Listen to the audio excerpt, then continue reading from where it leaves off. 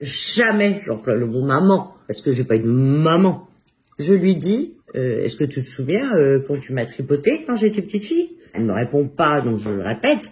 C'est-à-dire qu'il n'y a pas un mot qui sort de sa bouche. Je viens vers vous pour vous parler de l'inceste maternel, ce sujet qui est extrêmement tabou, dont j'ai été victime. Je suis d'une origine aristocrate, arménienne, donc d'un milieu social plutôt élevé, avec une culture artistique, intellectuelle. J'ai subi des attouchements sexuels de la part de ma mère quand j'étais bébé, dès 2-3 mois je pense. J'ai la conviction de ça parce que j'ai failli passer à l'acte avec ma fille quand elle avait elle-même 2 ou 3 mois. Alors déjà, aucune culpabilité maintenant d'avoir eu cette pulsion puisque je ne suis pas passée à l'acte. Ça, je veux absolument l'affirmer.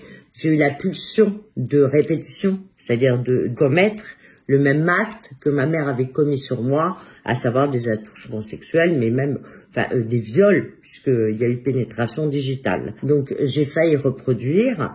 Par contre, au moment où je sens effectivement que j'ai cette pulsion, que je la ressens, c'est l'affolement, parce que je me dis, mais ça, ce n'est pas toi. Et je ne suis pas passée à l'acte. Évidemment, par déduction et surtout par l'analyse, j'ai compris que ça s'était produit bien avant mes 2 ans et demi et que c'était une répétition qu'elle commettait sans doute parce qu'elle-même a dû être victime aussi. Ma fille, elle me dit toujours, je m'en fous, ça va. J'ai été éduquée par ma grand-mère paternelle. Cette femme, elle lui a apporté de l'amour. J'ai pas voulu, moi, qu'elle soit avec elle. Hein. C'est pas moi qui ai décidé, c'est son père. Parce que moi, j'ai jamais voulu, j'allais dire, me délivrer de ma fille, certainement pas. Quant à la pulsion, je crois que franchement, je l'ai pas évoqué directement avec elle, parce qu'en fait, elle n'a pas eu lieu. C'est-à-dire qu'en fait, il n'y a pas eu de passage à l'acte. Le moment où j'ai confronté ma mère, je revenais d'un boulot, j'avais pris du LSD. C'était la première fois d'ailleurs, je me droguais, entre guillemets. Et pas entre guillemets d'ailleurs. Enfin, il y avait un disjockey dans une boîte de nuit, m'a proposé, je travaillais dans la boîte, m'a proposé un acide LSD, donc je suis carrément passée au plus fort direct. Donc j'étais en descente, comme on dit quand je suis allée voir ma mère, c'était le lendemain matin. Donc j'étais dans un état un peu second, mais très très lucide. Maman, tu te souviens? Déjà l'appeler maman, c'est même plus la peine maintenant, hein, je veux pas. De toute façon, elle est morte depuis mes 21 ans, ça va. Mais jamais. Dans mon livre, d'ailleurs, Toutes de leur vécu, je précise, jamais j'emploie le mot maman, parce que j'ai pas eu de maman.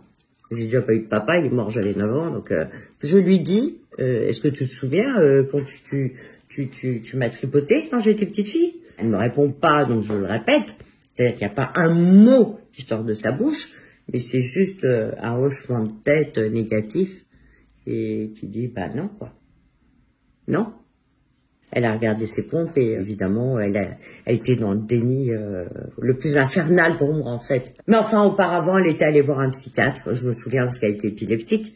Et donc, elle a été suivie par un psychiatre. Je l'attendais dans la salle d'attente. Et que quand elle est sortie du cabinet, donc je l'ai rejointe. Et elle m'a dit, de toute façon, elle pouvait toujours attendre. Je lui ai rien dit.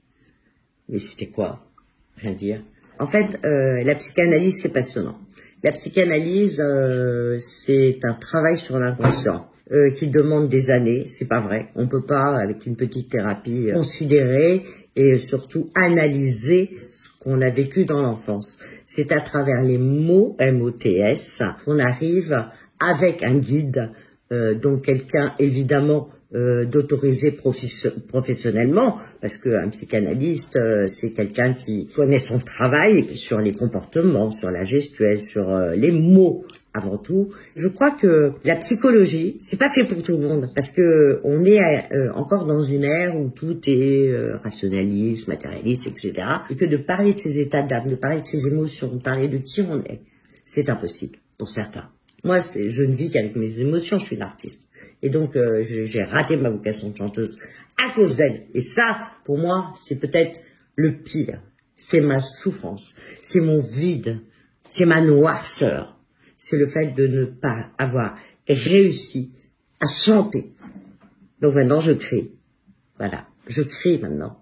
Et la psychanalyse, c'est important, parce que la psychanalyse m'a sauvée, parce que sinon je serais morte et je ne parlerais pas. C'est-à-dire que j'ai fait 30 ans de psychanalyse avec un seul psychanalyste. Si j'avais pas eu ça, si j'avais pas eu cette possibilité, et c'était à la suite d'un shoot de trop, parce que j'étais toxicomane, j'étais sous héroïne pendant 8 ans, ou 7 ans, enfin, oui, environ, En fait, j'ai eu une rencontre qui a été un homme et avec qui j'ai vécu pendant 7 ans, qui était un voyou parce qu'il avait aussi des problèmes dus à l'enfance, opération du sexe, de l'œil. Il a vécu des choses et pourtant il était très très séduisant. J'ai passé 7 ans avec lui. Il pouvait pas travailler en fait parce que vu ses difficultés, donc il est tombé un petit peu dans la sombritude, comme dirait Ségolène, c'est-à-dire qu'il est tombé dans l'obscur et il m'attirait. Et donc il voulait qu'on vende du cannabis, j'ai dit non, et après il a dit oui, et puis après, évidemment, le dealer nous a dit oui, mais vous vendez du cannabis, ça rapporte pas assez d'argent, vendez de l'héroïne, mais touchez pas. Ah ben non, ne touchez pas à l'héroïne, hein. Mais évidemment, goûtez quand même pour savoir si elle est bonne. Eh ben, on a goûté, elle était bonne, elle était tellement bonne, ça a duré 7 ans. Ce shoot de trop, ce moment où je me pique, et que je me dis, oh non, mais je sens rien, ben j'en refais un, mais je dis ça passe ou ça casse. Et si ça passe, je vais appeler au secours. Et puis, sinon, je serais morte. Et là, en fait, ça a été le déclencheur de la psychanalyse. C'est-à-dire que c'est passé, j'ai téléphoné, j'ai été prise vraiment en charge par une institution formidable, Trait d'Union, qui existe toujours pour toutes les addictions, d'ailleurs, faut le souligner. J'ai vu les morts autour de moi. L'héroïne, c'est vraiment quelque chose qui est dévastateur, qui est mortifère, qui est terrible. D'ailleurs, il faut avertir les jeunes là-dessus, parce que ce sont souvent des enfances bousillées qui font qu'on devient des adultes toxicomanes. Parce que c'était une naissance, parce que j'étais morte avec l'héroïne, parce que j'avais quitté l'héroïne, et parce qu'enfin je devenais survivante. Parce que vivante, c'est pas vrai. C'est pas vrai. Victime de l'inceste, maternel, paternel ou autre, nous sommes des survivants. J'ai toutes les pathologies chroniques dues aux incestes. Fibromyalgie, neuropathie périphérique, duotoxique, cirrhose du foie due à l'hépatite C parce que je me shootais. Puis dans la seringue, il y a l'hépatite qu'on la connaissait pas encore. Puis après on a su que c'était la C. Et puis j'ai été soignée pour ça. Mais il y a des restes. Et c'est surtout des douleurs physiques. C'est avec beaucoup d'amour, d'empathie que j'ai envie de dire, parlez les enfants, parlez les adolescents. Si vous avez une mère qui vous fait du mal, qui vous maltraite, qui vous touche des parties intimes, parlez-en à quelqu'un, sauvez-vous. Ce que je veux dire aussi, c'est quand même que vraiment rien n'est fait actuellement en ce qui concerne les enfants victimes d'inceste. Rien n'est fait. Heureusement qu'il y a la Civise, c'est vrai, et merci Monsieur Édouard Durand. Mais je trouve que vraiment rien n'est fait pour l'enfance en France. On n'apprend pas l'empathie, on n'apprend pas à parler à l'école, on apprend que les maths. Moi, ça m'intéresse pas. Pour moi, un enfant, il doit se construire aussi à l'école parce qu'il peut avoir des parents déficients, déviants, criminels. On n'a pas le droit de tuer un enfant. On n'a pas le droit. Mais sinon, il y a beaucoup de choses à faire. Moi, je pense que des psys dans les écoles, 2 psys par école, c'est suffisant. Mais pas les adolescents, les enfants, les petits, saisir leur comportement, leurs mots, des psys qui pourraient effectivement faire émerger cette parole que les enfants ont beaucoup de mal à délivrer parce que les référents sont les parents la plupart du temps.